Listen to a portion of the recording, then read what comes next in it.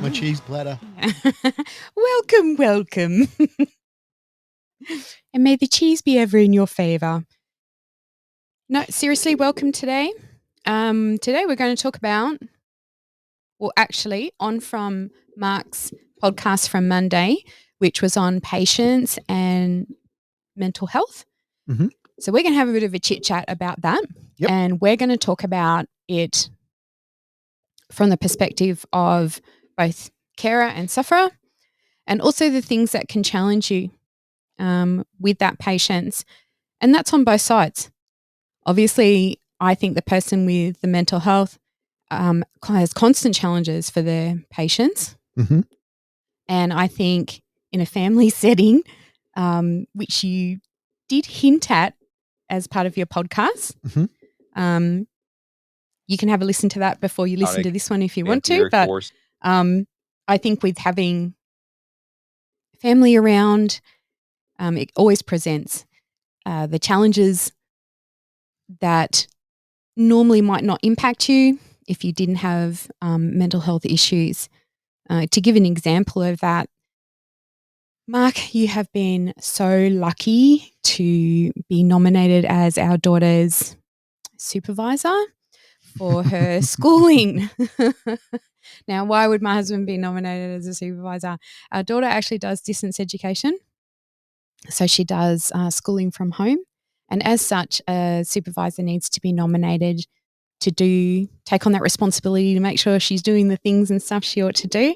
And she's only just started it this week. So for people that don't understand, why is that so different for me in your perspective? Because you have an added responsibility that you need to take care of on a day-to-day basis, or at least Monday to Friday. Yep.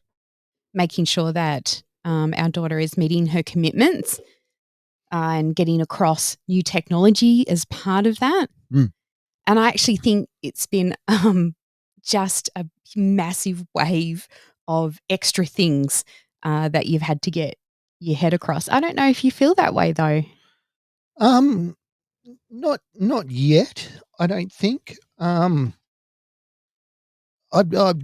coming out of a bad wave of mental illness struggle. And I think that wave is still carrying on a little bit. But like today, I was really impressed she couldn't get onto the system. So I made her call IT support, and they were amazing. Mm. So my default has always been to try and get the kids to be as independent as they can. Yours as well. And I think I struggle with them probably most at the times where they're really not being independent, when they're relying on us to do everything for them in a certain situation. I do find that you seem more agitated than normal over the past couple of days with having to help support our daughter. Yeah, I don't know. With everything. I don't know where that has come from. It's actually been a surprise to me because I've actually noticed it. So in the beginning times, at when we first started out on our mental health journey, it's been a journey for some time though. Our imposed by somebody else's actions, mental health journey that we signed up for. But it's I wouldn't have noticed in the beginning that I was sounding cranky and that being anything different. Now, as soon as I hear the tone come out of my mouth, and as soon as I start to blame them for what they're doing wrong. So rather than looking at an activity as like this morning, she couldn't log on to her class, seeing it as a problem, not an attack. It wasn't directed at me. It wasn't in her control. It wasn't something that she could help, but I was blaming her for it. And that's where I realized I need to walk away, because I start thinking, well, why can't you do this? What's wrong with you? How dumb do you have to be? And I didn't say any of those things, but that's what my mind's thinking. Mm. You know, how dumb do you have to be? Can't you just work it out? It's supposed to be a simple thing. And then I know that my mind is out of control because, you know, she's still only 14 years old. And even our 18-year-old has 14-year-old moments. I was going to say challenges, but that's okay. But she has the moments where it seems like her mind is just gone. Everything she's learned, everything that she's, all of a sudden it's all gone. And now it's like, blah, and you're like, can we deal with this? But I feel like that's just being a child. It's a child mentality. Well, it and is. that they can't navigate things that we've now learnt and think are simple. But I think from watching you over the past couple of days, the best way I can describe it is you just come in too hot to a situation. Too fired up. Yeah. Come on, let's do it. As an example,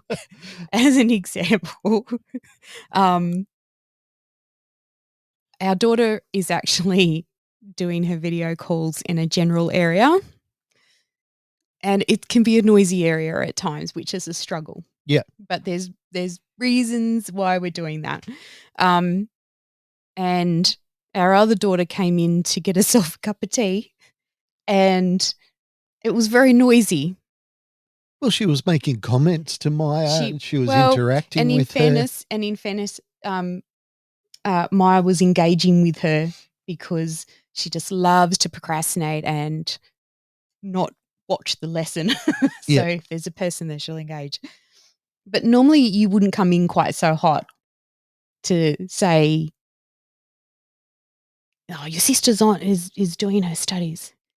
You would actually just come in to remind them. But this time, that's how I know, because you just came in way too hot to the situation. Okay. And it was like, don't you know what you're doing? They weren't the words. And it wasn't really the attitude either. It was just I was a little bit shorter than normal. But I think our whole family is very susceptible to very small changes in my tone. That they are.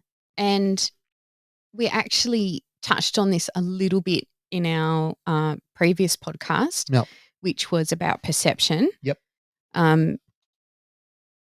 Where how your behavior can come across to others. And that's very, very true. I talk a lot about you having this persona where if you're not happy, the whole house is unhappy. Mm-hmm. Talked about this a few times. And very much so, even this morning, knowing even the hint that you might be unhappy, and we're all unhappy. Yeah. Is that fair though? I mean, do you think that's an unfair expectation that the entire mood of the family depends on how I'm feeling? Or is that just we're a family and that's the way it works? I think it's the latter. I think that's how it works in the family. Our eldest daughter has a very similar personality where if she's in a bad mood, then she spreads her bad mood to everybody else as well. You know, that teenagery side comes out. And it is for the most part what it is. Yep. But even before coming on to talk today, I even said to you that you don't seem right today. And that's generally when we're dealing with trying to have patience in a situation, how I try to handle it. Yeah. I might get a bit miffed at first, like, yeah, don't talk to me like that.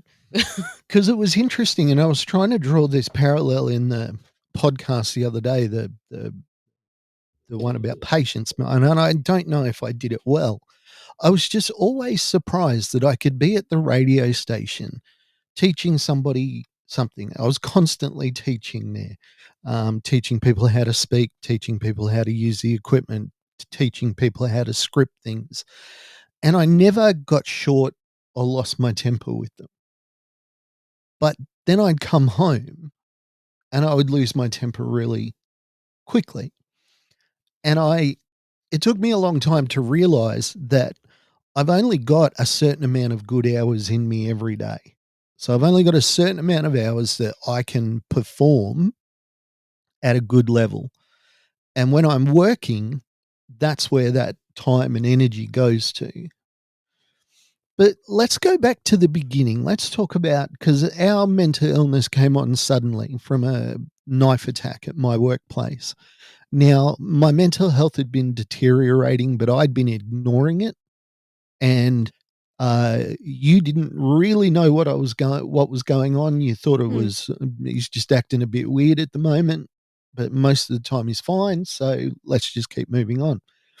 When my actual breakdown happened, the critical incident.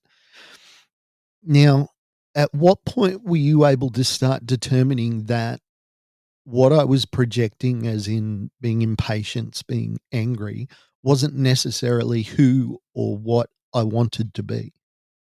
I actually think I noticed it quite early on, Mm-hmm.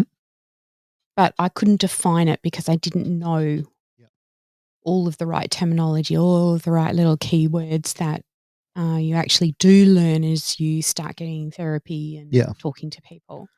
Well, I've always said to people, the thing that broke me out of myself, the thing that really refocused me back on my family, was when we found out we were having a second child and you said, I can't be a single mother again. Mm. I can't do this by myself. And I did not realize that that was the position that my behaviors were putting you in, that you felt like you were 100% alone looking after a kid. Because you didn't have capacity to. Mm. And I'm not saying that as an excuse. Yeah. I'm saying that as for people who do suffer like you, that when you're in the middle of that storm, and I would say you were in the storm and sinking at that time, there's just no way to look at the world in reality. There's no way to process it. Yeah. And I think because you feel damaged and you know you are, but you don't know how to deal with it yourself. You don't know how to communicate. All you know is that you feel bombarded. Yep. And the best thing that you know how to do is just be silent. Mm-hmm. Although we've talked about it and you've said you didn't know that you were being silent. No, I had no concept. Yeah, which you were, being silent. Or the other side of your mental health, which comes out angry Mark. Yeah. Now, that's not you. Yeah. That's a side of your mental health, brings out your angry side. Well, and what I've come to realize recently is that a lot of that anger comes from not feeling safe in myself, in my own self. I don't feel safe. And perhaps not in control? No, it's more not safe. It's been really interesting. I've done a lot of introspection in the last couple of weeks, and especially in listening to other people at the public speaking sessions that we go to, that I go and teach at schools. In listening to other people's experiences, I'm able to better define my own experience. So even I was speaking with a girl called Beth the other day, and she kept saying this thing that was, it's intensely personal, so I don't want to share it because it is her story. But while she was sharing it, to me, it got boring because she said it over and over again. She just kept repeating this thing. And I kept thinking, why is she repeating this thing? I don't understand. But then I started to apply it to my own situation. And it was like a huge aha moment. It was one of those, oh, one of those key moments that you have in your mental health journey where something finally clicks for you and it absolutely makes sense. So you, as a carer in the beginning, how did you try to deal with the impatience, the crankiness? And I'm talking about beyond the point where I couldn't help it.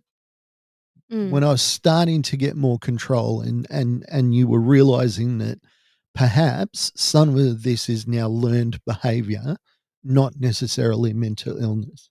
Do you know a lot of it was, I mean, it does take a lot of patience to be a carer for someone with mental health issues, but a lot of it was separating ourselves from you.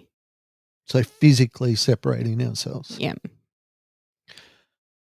I know that sounds by being in another room or not being where I or going out. We went out a lot. Yeah. We went out to parks and I can't remember all the places we went to, but I would take the kids out. Okay.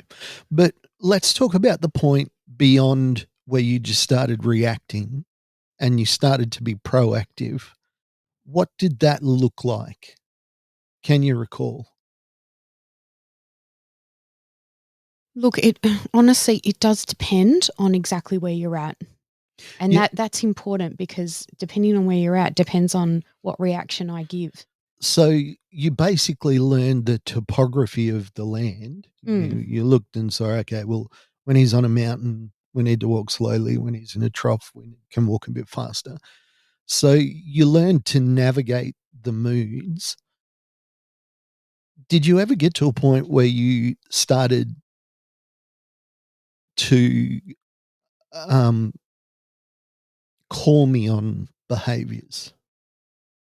Look, I did. And yeah, I did. But even then, I'm usually quite careful in how I do it.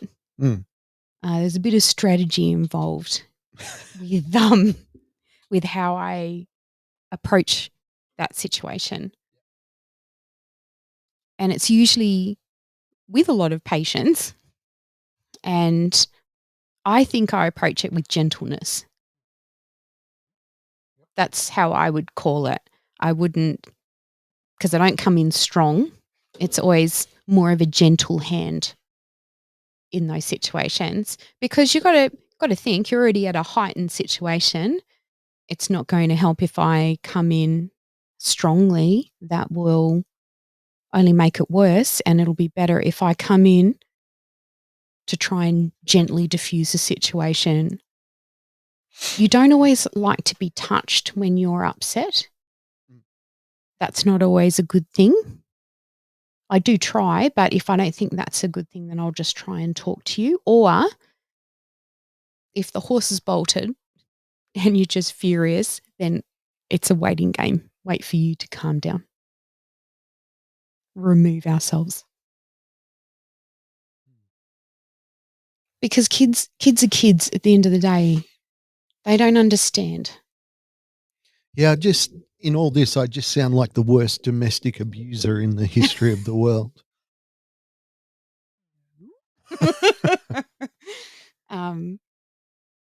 Maybe it helps that I myself am an introvert and hate conflict. So therefore, my approach is always going to be hesitant and careful, and maybe that's a good thing.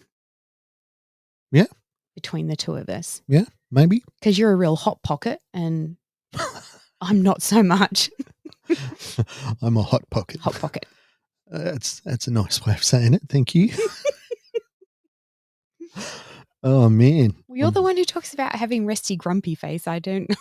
You came up with that one yourself. Well, but it seems to be correct. And I've used that in some of my talks.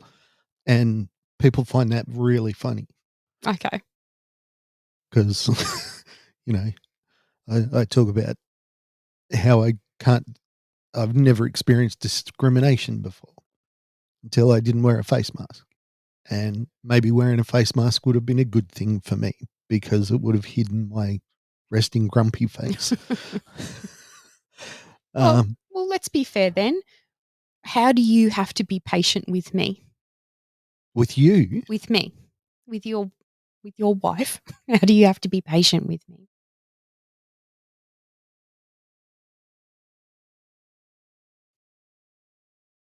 There has to be a situation where you need to be patient.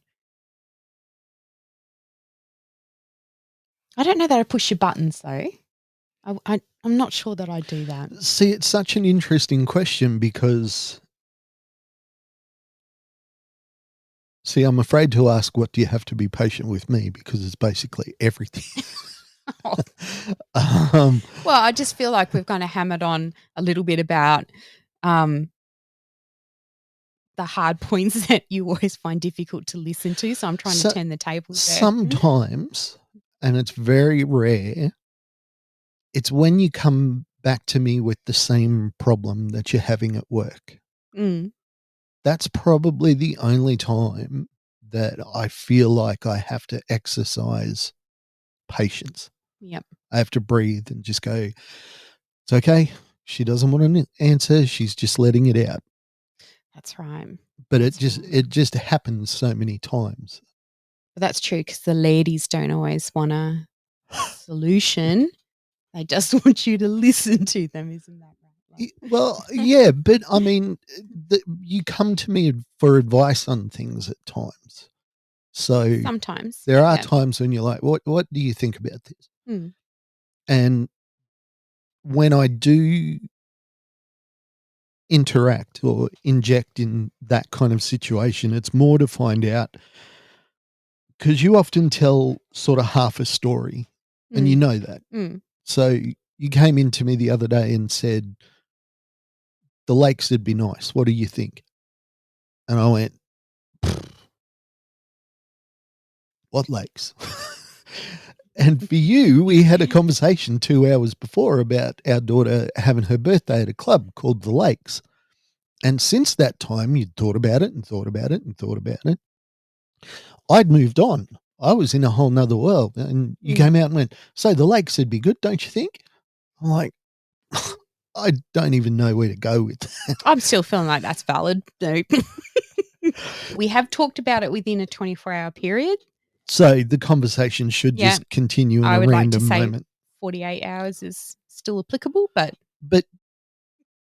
it's just, I guess that is somewhere that I have to be a little bit patient when I'm like, okay, could you catch me up to the conversation? But I don't know if that's necessarily to do with you having mental health issues, though, and having to battle with your patients. Yeah, but with you, I'm so incredibly grateful to you that I won't let anything you do inconvenience me. So, if it's 8 o'clock at night and you say, could you take Michaela's boyfriend home? I don't want to. And I don't see why I should, but I'll always do it, because you asked me to. So there's nothing that you can ask me that I will say no to. Not out of guilt or anything, but just out of gratitude to you, that if I can help you out with something and it's something I can do that saves you some hassle. But even in my mental health, I think the only things that really got to me were whenever you tried to intervene once the horse had bolted. You were trying to wind things back. Yeah. Once they couldn't be wound back. So that's then when I'm talking about the removing ourselves from the situation. Yeah. So I'm actually pleased that that's valid. No, of course it is. It's a good thing. Well, I mean, and that's the thing. I'm always surprised that you're still with me. There's so many reasons that I think you should have turfed me long ago, and I should be homeless or dead in a ditch somewhere. But I think even on the day that we got married, my dad, after the wedding, came up to me and said, when you said your vows, you said them really, really quietly. We could barely hear either of you. And at the time, I just said to him, well, I wasn't talking to you. I wasn't saying words that I was being told to say. I was making a promise to you. And it really didn't hit me that the witnesses are supposed to be able to hear so that they can be witnesses. But in that moment, it was about you and I and the promise that we were making to each other. It had nothing to do with the people outside. And I think in our relationship, that's always been us. It's never been a time, I think, where either of us have said, if you keep doing this, I'm out the door. Not out loud. Not out loud. Well, of course not out loud. But we've never come to each other, to the other person, and said, you've said to me, if this stays like it is, I love you, but I can't stay here. Yes, I have said that to you. And that's been completely understood. Because you've explained what the behavior is, you explained how it's making you feel, and you've said, if you don't make a determined effort to stop this, how did I respond at those times? That was at a really particular time that we talked about that, though. Mm-hmm. So that was actually after you made an attempt on your own life. Yep. And I came to visit you at the hospital. Yes. Yes. So we're talking about patience, I know, but there's only so far your patience can stretch. Yeah. And I'm pretty patient. But I think in that situation, I was dealing with angry Mark all the time, weeks on end, without the true part of you or who you are actually surfacing. And now, I want to try and clarify. Was I hurting you or being abusive to you? You weren't. I just was in an angry mood all the time. All the time. Yep. Yeah. So that would look like you're confrontational all the time. Yeah. Looking for a fight with people. And again, I come back to, I just felt really unsafe. Yes, that's right. And from a carer's perspective, having that part of your mental health at that heightened stage for such a long period of time, it's so difficult to continue with your patients like that and not knowing that there could ever be an end. Yeah. Like it's endless. Well, and that was a really, really bad week. My pop had died, who I loved desperately, my grandfather. And then there were problems with me getting to the funeral, unexpected problems. And I often say the worst moment in my life is not the day that I got hurt. It's the day that I gave up. It's the day that I went, you know what? I really need to kill myself. Because at that time, that was all I could hear in my head. He's coming for you. You need to kill yourself, or else he's going to get you. And it was a tangible feeling in my gut that I was in danger, and it was the easiest way. I was in danger. I was in pain. I was in all those things. The easiest and best way to solve that pain and to save you guys, my family, was for me to kill myself. Without understanding that the best way to help us is to actually fight that fight and be there for us. Well, yeah. And I didn't learn that until my mate Daniel killed himself. I had no concept, no idea of the pain that was left behind, because nobody in my sphere of closeness had ever killed themselves before. I kind of was really pleased with that nobody in my inner circle, nobody that's really close to me, had ever gotten to the point where they'd taken their own life. I was really proud of that. And I thought that was because I was such a good friend. And it wasn't. It was just luck. It was just pure and simple luck. It was the people I was hanging out with, the people that I chose to be with, had nothing to do with how awesome a friend I was. But then Daniel takes his life, and I got to see it through your eyes, somebody that I loved, somebody that I'd invested in, somebody that I thought knew that I would do anything in the world to help them, decided that he had no other choice but to take his own life. That was soul destroying. Learning about that, the pain that a suicide leaves behind. The death doesn't end the pain, it just transfers it to the people that are left behind. I went to 2 funerals with our daughter. One was for a very healthy 45-year-old who went out, got drunk, fell asleep on his lounge with his head back. He vomited and he drowned in the vomit. So not only a yucky way to die, but unexpected. That funeral was terrible. Then he had another funeral about 2 months later, which, I mean, just as horrible. It was his mum, I think. I can't remember. His wife? So his wife died, and then the uncle who you just spoke about. Okay. Yeah. So when the wife died, I think there was a little bit of notice, wasn't it? They were sick or something like that. I don't know. It was a quick thing, but they were able to say goodbye. Whereas the uncle, who they didn't get to say goodbye to, the emotion in that funeral was 10 times worse. It was not even 10 times, it was 1,000,000 times worse because it was so unexpected. Came out of nowhere. So when somebody chooses to take their own life, they have no concept of the people around them and how it's going to affect them.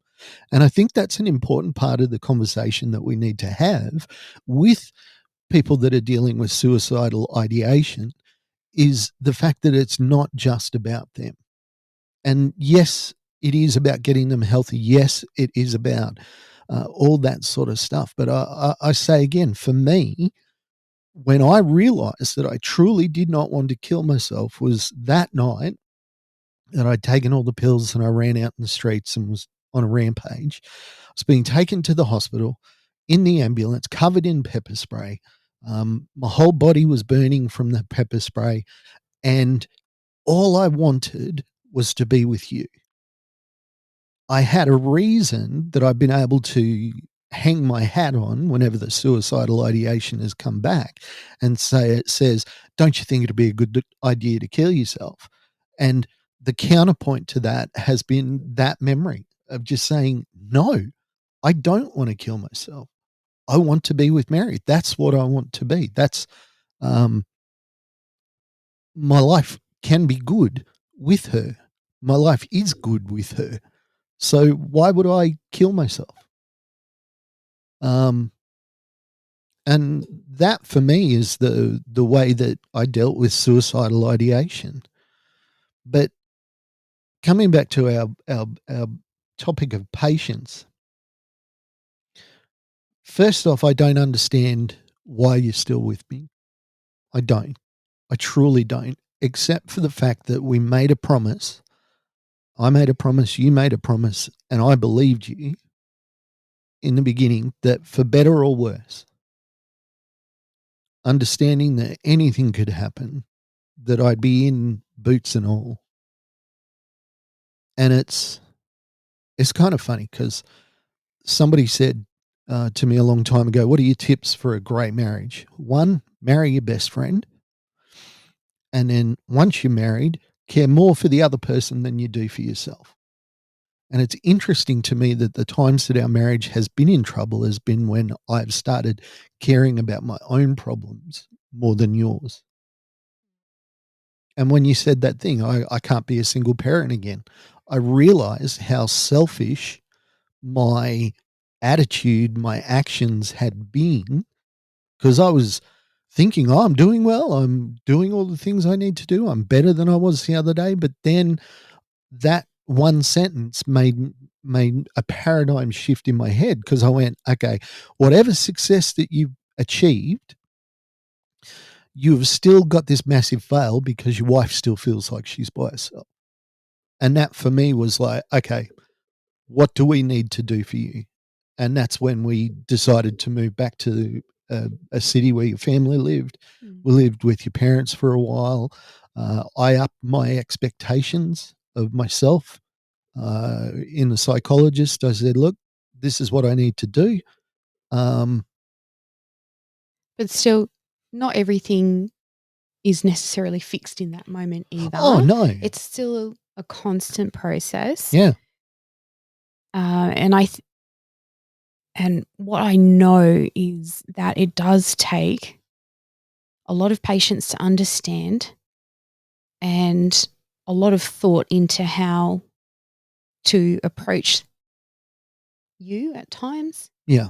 As I'm sure other people would feel as well. And how to coexist. Yeah. So I think that's and it's tricky. That's what I wanted to get to. It is very, very difficult. And I think if your patience is wearing a bit thin, in those situations, I would do what I did and simply remove yourself out of it. And it leads back into some of my methodology I put into place about not sharing the feelings of the person who has the mental health condition. So not going where the person with mental health is emotionally. Yeah, so they're mad or angry or upset, not going to that place with them, and potentially if talking to them to try and de-escalate isn't working, I would just remove yourself from the situation is the best way to do it, as long as they're safe, which can be difficult as well. But it does. It's a battle of your own patience every day, I think, and for the person who's suffering in trying to balance everyday life as we do. We're trying to keep yourself healthy, to be present for everyone. You look exhausted. Well, that is the thing about these conversations is they're never easy and they're never it is always tough to hear some of the things and to say some of the things that I have to say. So want to thank everybody for listening. We'll be back next week with another marriage and mental illness. Subscribe, like, and share. Thank you for listening to Shattered, the podcast. I'd like to thank our producer, Meredith Brosnan, our executive producer, Torian Lau, and the band Adelaide for allowing us to use their song as our theme. Go to shatteredthepodcast.com for more information. Thanks, everyone. Subscribe, like, and share.